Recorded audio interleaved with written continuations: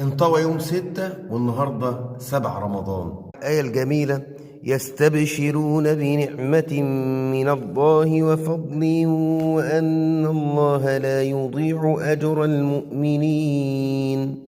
اوعى فرحتك بنعمة ربنا سبحانه وتعالى وفضل ربنا عليك في رمضان تضيع بسبب فقد عزيز عليك، ولا بسبب فقد مباحات، ولا بفقد أشياء، ولا بغلاء أسعار. خليك مع الرحمن وإن شاء الله أنت كسبان.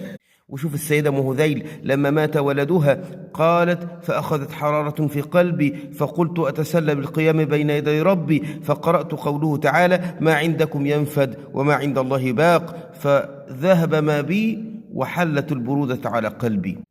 وشكى الناس إلى بعض الآئمة السلف غلاء الأسعار فقال: والله لا يضيرني لو صارت حبة القمح بدينار، فأنا أعبد الله كما أمرني وهو يرزقني كما وعدني.